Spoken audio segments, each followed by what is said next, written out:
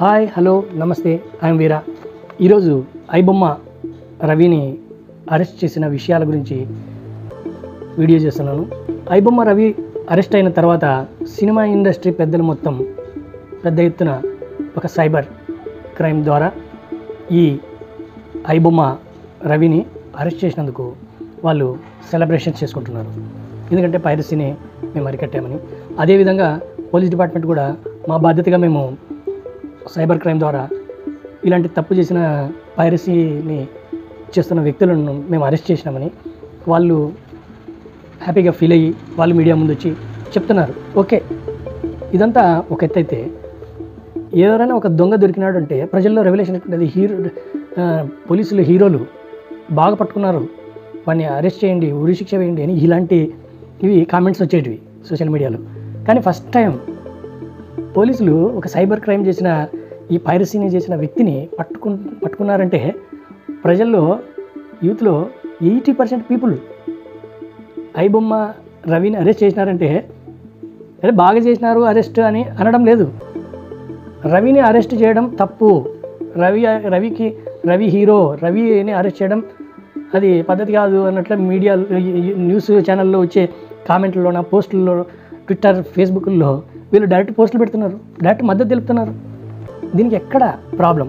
పైరసీని చేస్తున్న వ్యక్తిని అరెస్ట్ చేసినందుకు ప్రజలు కూడా పోలీస్ డిపార్ట్మెంట్కి మద్దతు తెలుపకుండా వ్యతిరేకంగా రవి చేసింది తప్పు కాదు, రవి రియల్ హీరో, ఆయన రియల్ హీరో కాదు, ఆయన రియల్ హీరో అని చెప్తున్నారు. ఎందుకు చెప్తున్నారు?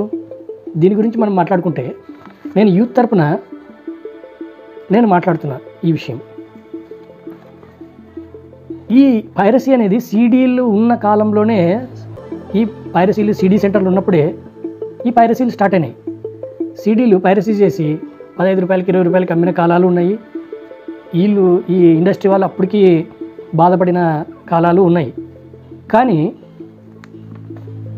రాను ఇప్పుడు టెక్నాలజీ పెరిగిన తర్వాత రవి హ్యాక్ చేయడము, ఆ హ్యాకింగ్ చేసిన సినిమా రిలీజ్ కాగానే ఇమీడియట్గా హ్యాక్ చేసి దాన్ని వెబ్సైట్లలో వదలడము, ఇలాంటివి చేయడము.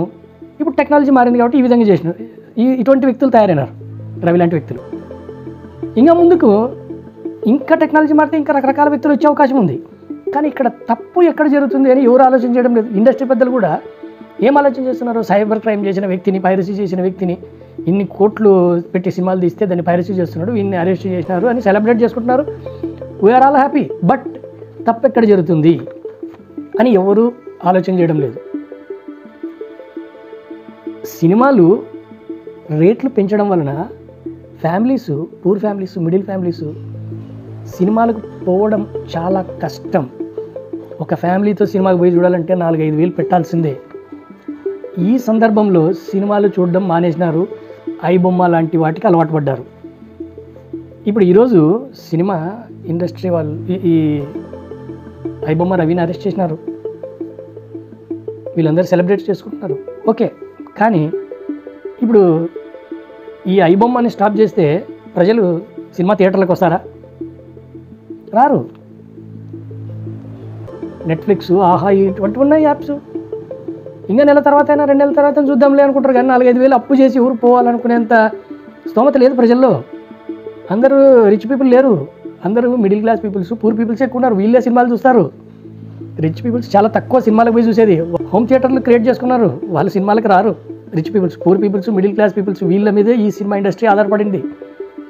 వీళ్ళ గురించి ఆలోచన చేయకుండా ఇష్టానుసారం రేట్లు పెంచి ఒక సినిమా రిలీజ్ అయిందంటే మినిమం 1000 రూపాయల నుంచి 2000, 3000 రూపాయలు టికెట్లు అమ్ముతున్నారు. ప్రజలు కొనగలరా అనే కొంచెమైనా. అవును, మీరు బడ్జెట్ పెట్టి, భారీ బడ్జెట్ 500 కోట్లు 1000 కోట్లు పెట్టి సినిమా తీస్తున్నారు, దానికి ఖర్చు అవుతుంది అని మీరు ప్రజల మీద రుద్దాలి. టికెట్ రేటు పెంచితే ఆటోమేటిక్గా అవి ఖర్చు అవుతాయి అనుకుంటున్నారు. కానీ ఇక్కడ ఏ ఫ్యామిలీ అయినా, పూర్ ఫ్యామిలీ వచ్చి సినిమాలోకి వచ్చి థియేటర్లో వచ్చి కూర్చొని ఒక ఫ్యామిలీ హ్యాపీగా చూసిపోగలదా? ఈ టికెట్లు పెంచడమే కాకుండా ఇక్కడ ఐమాక్స్లు, తర్వాత స్క్రీన్ 1లు, స్క్రీన్ 2లు ఇవి తయారైనాయి. సింగిల్ థియేటర్లు అనేటివి మూతపడిపోయినాయి మ్యాక్సిమం. ఈ ఐమాక్స్లు వచ్చిన తర్వాత ఫ్యామిలీస్ సినిమా థియేటర్లకు పోతే చిన్న పిల్లోడి నుంచి ముసలి వాళ్ళ వరకు ఏం చేస్తున్నారు? చెక్ చేస్తున్నారు, బాడీ చెకింగ్, వాళ్ళ బ్యాగులు చెకింగ్. ఎందుకు? వాళ్ళేం టెర్రరిస్ట్లా? ఆ చిన్న పిల్లోడు సినిమా చూడడానికి, మా హీరో పెద్ద హీరో సినిమా చూడడానికి వచ్చింటాడు, ఒక ముసలామె కూడా వచ్చింటుంది. వాళ్ళు టెర్రరిస్ట్లా? చెక్ చేయడానికి వాళ్ళు చెకింగ్ ఎందుకు ఎట్లా చేస్తున్నారో తెలుసా? వీళ్ళ దగ్గర ఏమన్నా సినిమాలో కూర్చొని తిండి తెచ్చుకొని ఏమైనా తినుబండారాలు తింటారేమో, తినకూడదు. మా థియేటర్లోకి వచ్చిన తర్వాత మేము అమ్మేవే మీరు తినాలా, మీరు సొంతంగా ఇంటికాడ నుంచి తెచ్చుకొని తినకూడదు అనే దాని మీద వాళ్ళు చెకింగ్లు చేస్తున్నారు. వీళ్ళు టెర్రరిస్టులని కాదు చెక్ చేస్తుండేది, వీళ్ళు తిండి బండారాలు ఎక్కడ తెచ్చుకొని తింటారో తెచ్చుకోకూడదు. వాటర్ బాటిల్ కూడా మా దగ్గరే కొనాలా, మేము లీటర్ వాటర్ బాటిల్ అది బిస్లరీ ఇలాంటివి కాదు, మేము ఏవో పనికి మాలినవి అమ్ముతాము, అవి మీరు కొనాలా, అవి మేము 50 రూపాయలు 60 రూపాయలకి అమ్ముతాము, మీకు దాహం అయితే మా దగ్గర ఉండి కొనాలి, లేకుంటే సినిమా అయిపోయేంత వరకు మేము కొనమంటమే. పాప్కార్న్ ఉంటుంది బయట 15 రూపాయలు దొరుకుతుంది, థియేటర్లో 150 రూపాయలకి అమ్ముతాము మేము బాక్సుల్లో పెట్టి, బాగా మీరు తీసుకోవాలా. సమోసా 15 రూపాయలు ఉంటుంది, అక్కడ మేము 100 రూపాయలకి అమ్ముతాం, మీరు తినాలా. కూల్ డ్రింకు బయట 20 రూపాయలు ఉంటుంది, మేము 80-100 రూపాయలకి అమ్ముతాం, మీరు కొనాలా. ఇక్కడ చదువుకున్నోడు చదువులేనోడు ఇది తప్పని క్లియర్గా అర్థమవుతుంది. అర్థమైనా కూడా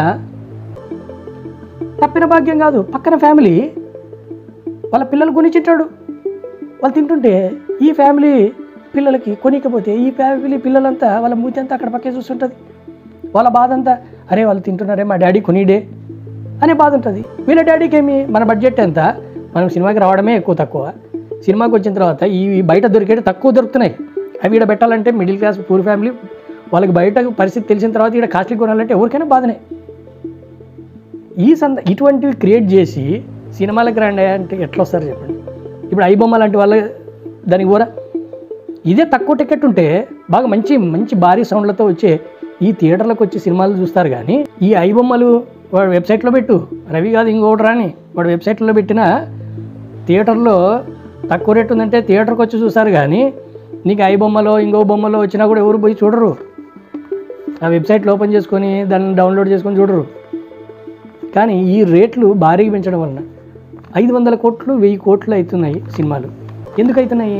వీళ్ళు ఏమన్నా సైంటిఫిక్గా రాకెట్లు వేరే గ్రహం మీదకి పోయినట్టు ఏమన్నా అటువంటివి ఏమన్నా ఫిలిమ్స్ ఏమైనా తీస్తున్నారా? హాలీవుడ్ రేంజ్లో మొత్తం త్రూఅవుట్ వరల్డ్ పాన్ ఇండియాగా ఆడిపిస్తున్నారు.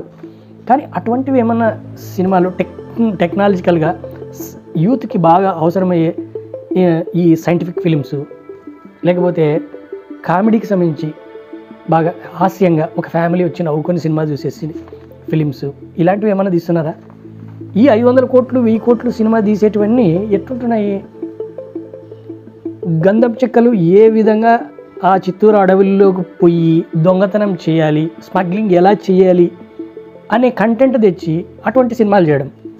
గ్యాంగ్స్టర్స్ వాడి ఇంకో 10 మంది రౌడీలు, ఆ స్టైలు, ఇదంతా పిల్లల్లో లేని రెవల్యూషన్. ఇంకేమి లవ్ స్టోరీలకు సంబంధించి ఒక అమ్మాయి కాలేజీలో ఏ విధంగా పోతుంది, ఏ విధంగా ఈ అబ్బాయి పోయి లవ్ చేయాలి, ఇటువంటివి వాని ఫీలింగ్స్ ఎటువంటివి ఒక యూత్ని సైకలాజికల్గా దెబ్బ కొడుతున్నారు. ఇటువంటివి కంటెంట్స్ తీసుకొస్తున్నారా? ఇదే మెసేజ్.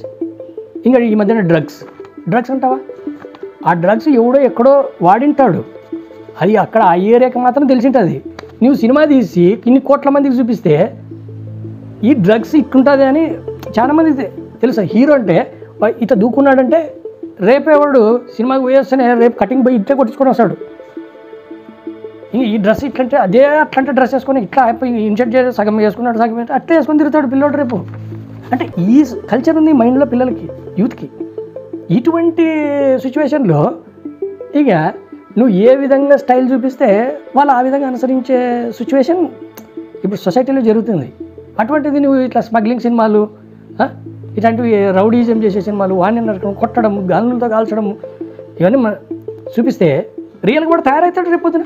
ఇటువంటివి ఏమన్నా మెసేజ్ ఓరియంటెడ్ ఇవన్నీ ప్రజలకు యూత్గా ఈ 500 కోట్లు 1000 కోట్లు పెట్టిన దానికి ప్రజలను బాగు చేసే సినిమాలు ఏమన్నా తీస్తున్నారా? డైరెక్టర్లు కానీ ఎవరైనా ఆలోచన చేస్తున్నారా? సమాజం చూస్తుంది.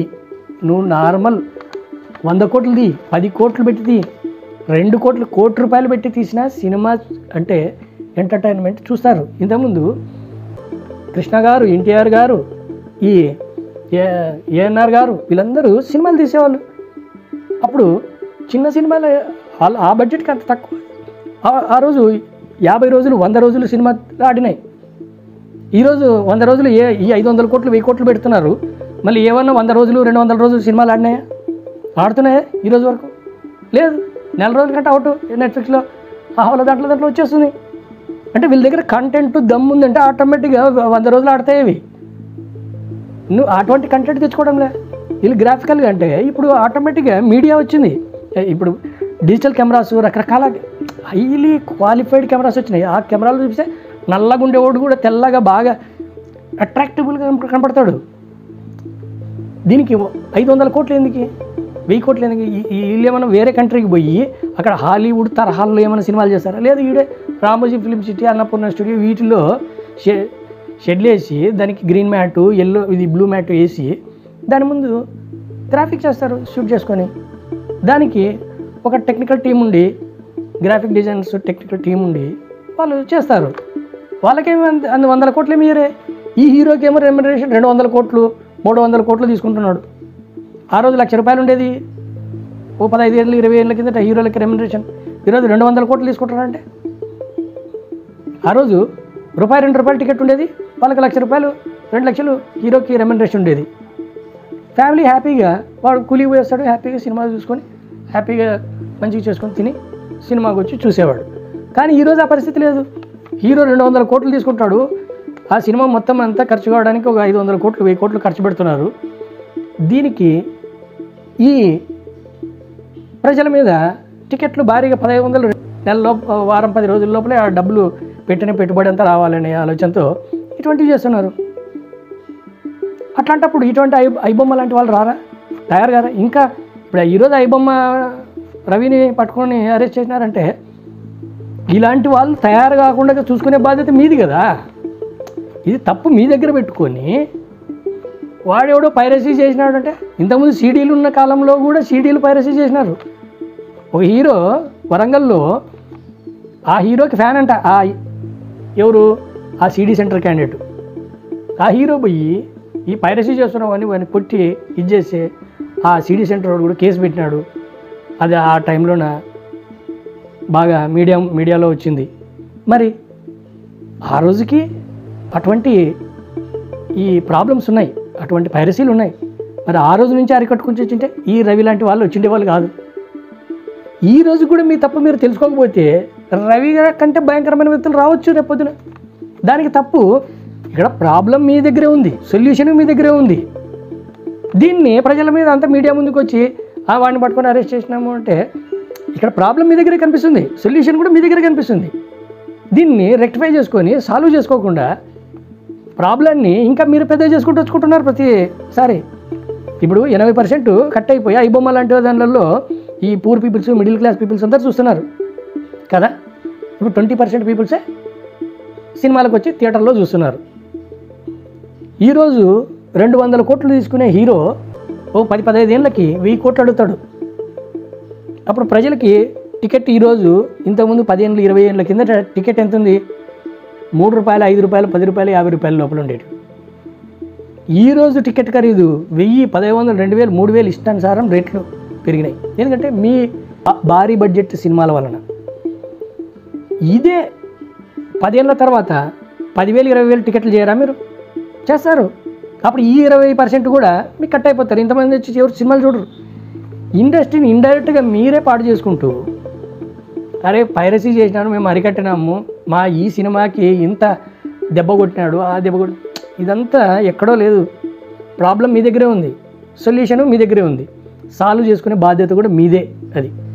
అది పక్కన పెట్టి యూత్ అందరూ ఈరోజు రవిని ఒక దేవునిలాగా, ఒక రియల్ హీరో అంటున్నారు. రియల్ హీరోస్ 200 కోట్లు 300 కోట్లు తీసుకుంటున్నారు. వాళ్ళు రియల్ హీరోస్ కాదు, వాళ్ళు రియల్ హీరోస్ మాత్రమే.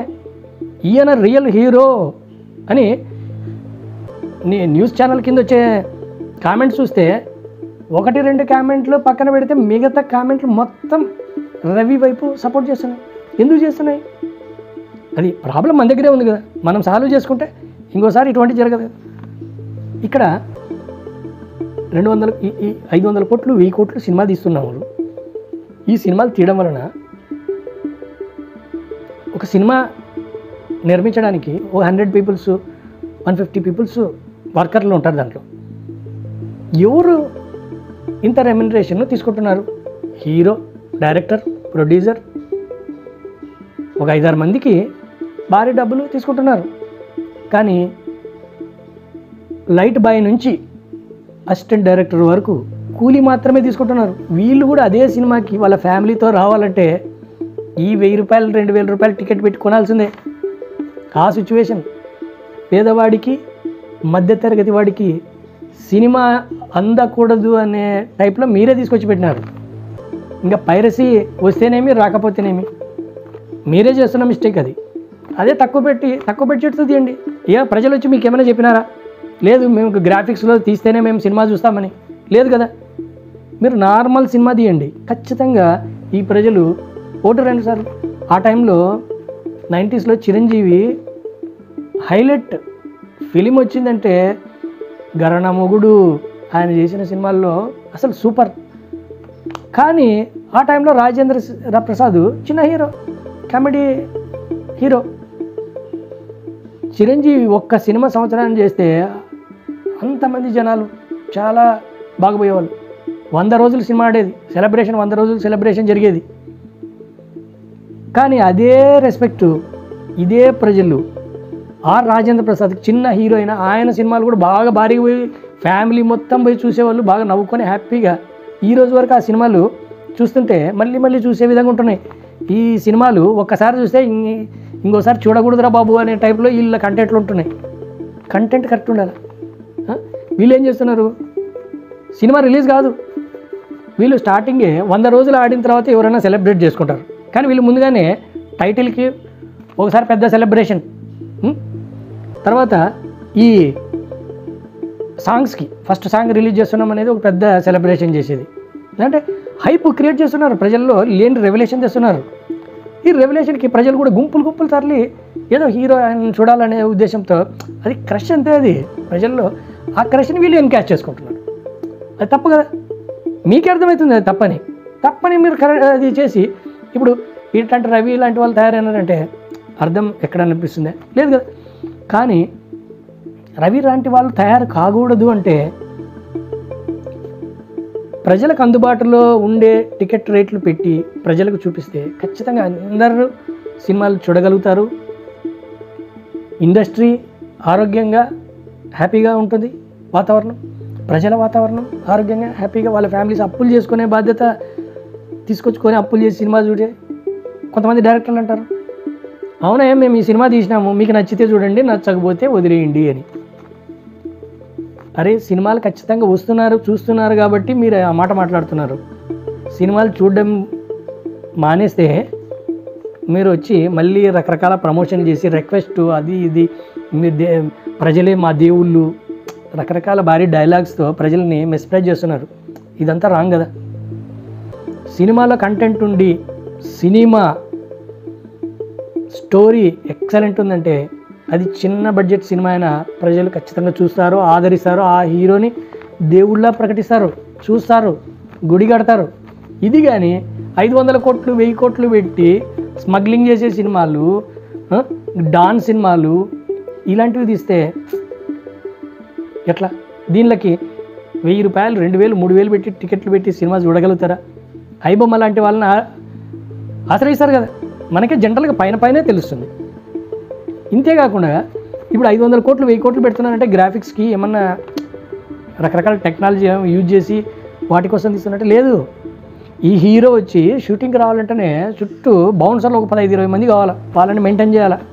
తర్వాత క్యారవాన్స్ కావాలా, ఈయన వస్తున్నారంటే ఈయన మంది మార్బలానికి ప్లస్ వచ్చిన హీరోయిన్కి తర్వాత వచ్చిన మిగతా వాళ్ళందరికీ క్యారవాన్స్ ఒక 10 క్యారవాన్లు కావాలా.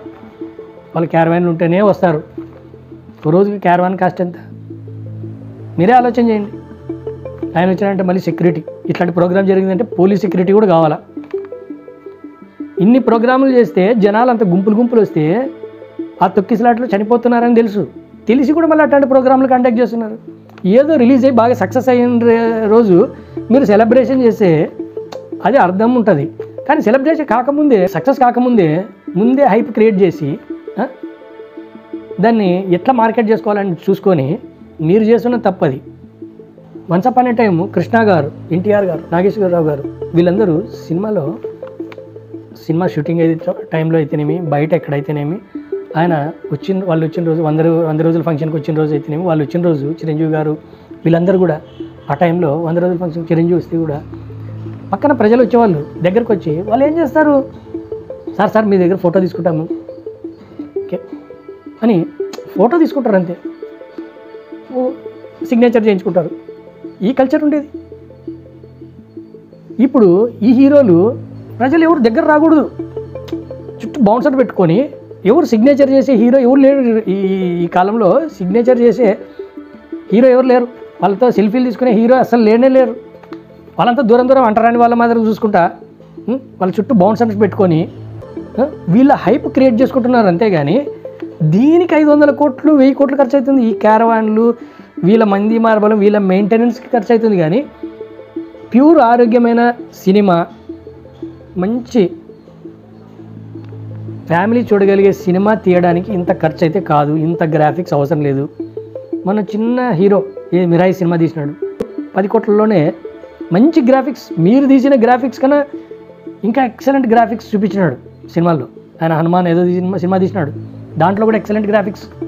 మరి అవి కూడా భారీ హిట్ అయినాయి. మరి అంటే 500 కోట్లు కాదు, 100 కోట్లు పెట్టి తీసినా, 2 కోట్లు పెట్టి సినిమా తీసినా జనాలు చూస్తారు, కంటెంట్ ఉందంటే హిట్ చేస్తారు, ఆ హీరోని దేవునిలా ఆదరిస్తారు, ఆ డైరెక్టర్ని నెత్తి మీద పెట్టుకుంటారు.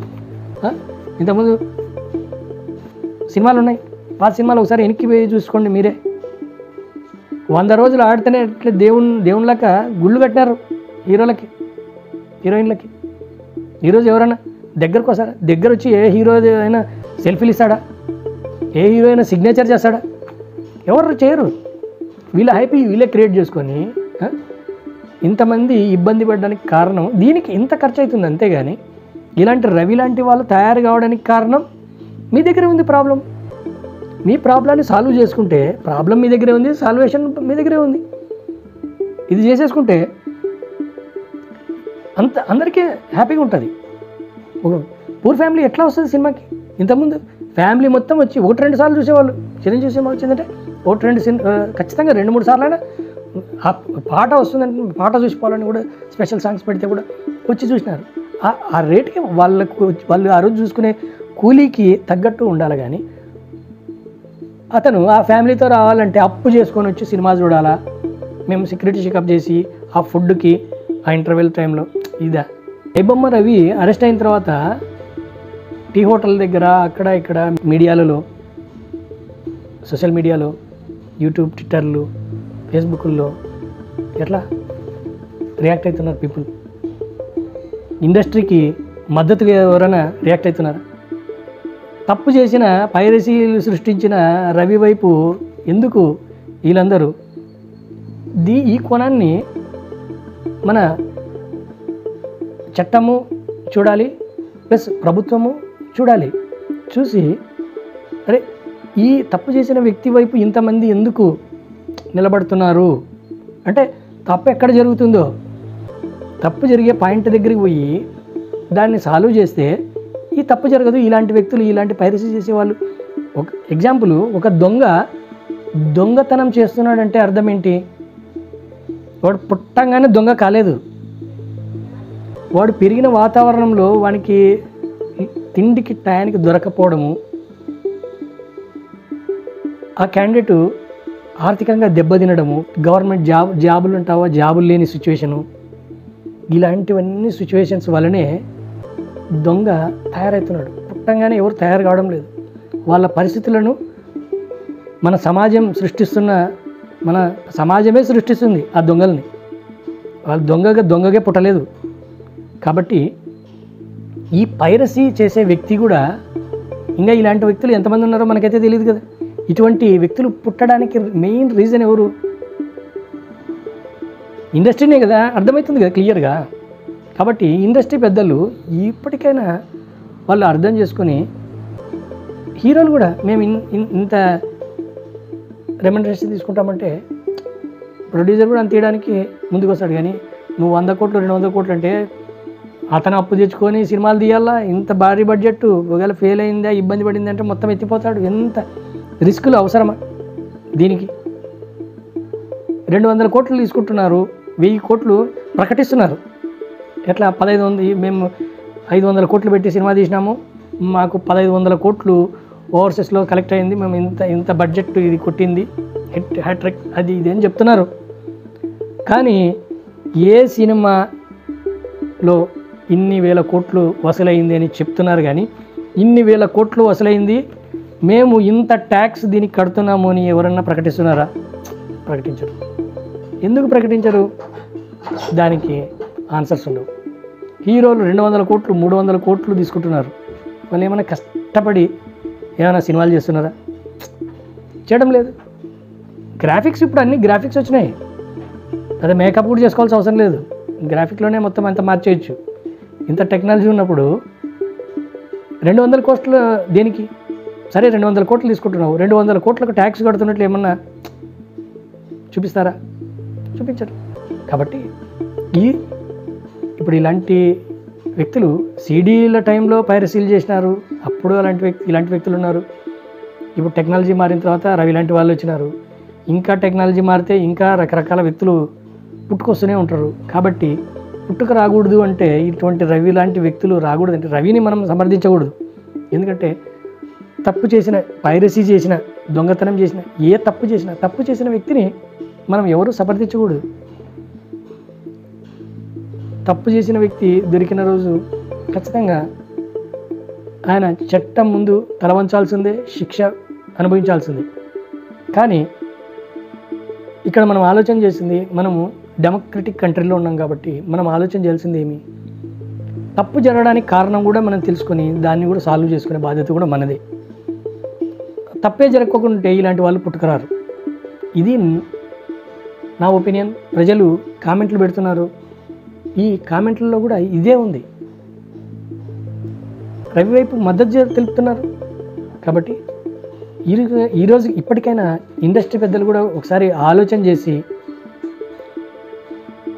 పూర్ పీపుల్కి, మిడిల్ క్లాస్ పీపుల్కి అందుబాటులో ఉండే సినిమాలు తీసి అందుబాటులో ఉండే ప్రైజెస్ ప్రకటించుకుంటే వాళ్ళు హ్యాపీగానే ఉంటారు. సినిమాకు ఫ్యామిలీతో వచ్చి హ్యాపీగా చూసిపోతారు. నెట్ఫ్లిక్స్లో హాల్ కూడా అవసరం లేదు, థియేటర్కి వచ్చి చూస్తారు. సినిమాకి రాకుండా అయిపోతున్నారు అంటే కారణం అది మీరే. ఇది మీరు క్లారిటీగా 1కి 100 సార్లు ఆలోచన చేసుకుంటే, మీరు ఎన్నిసార్లు ఆలోచన చేసినా ఇదే రీజన్. మీరు చేసిన మిస్టేక్కే ఈ ప్రజలు సినిమాలకు రాకుండా ఇట్లాంటి పైరసీలు చూస్తున్నారు. పైరసీ చేసిన రవి ఇదివరకు సీడీలు ఉన్న కాలంలో సీడీలు 10 రూపాయలకి 15 రూపాయలకి పైరసీ చేసి అమ్మినారు. కానీ ఈ రవి హ్యాకింగ్ చేసి దాన్ని ఫ్రీగా వదిలినాడు. అతను అవతల డబ్బులు సంపాదించుకుంటున్నాడో మనకైతే తెలియదు, కానీ ఫ్రీగా వదిలేసినాడు. ప్రజల దగ్గర ఏం డబ్బులు వసూలు చేసుకున్నారు. అందుకనే ప్రజలందరూ దేవుళ్ళలాగా కొలుస్తున్నారు. దొంగని కూడా దేవుళ్ళలాగా కొలుస్తున్నారంటే ఇండస్ట్రీ పెద్దలు సెలబ్రేట్ చేసుకునే దాంట్లో ఆశ్చర్యం ఉందో లేదో వాళ్ళే అర్థం చేసుకొని మార్పు రావాలని అందరం కోరుకుందాం. ఇది ఈరోజుటి వీడియో.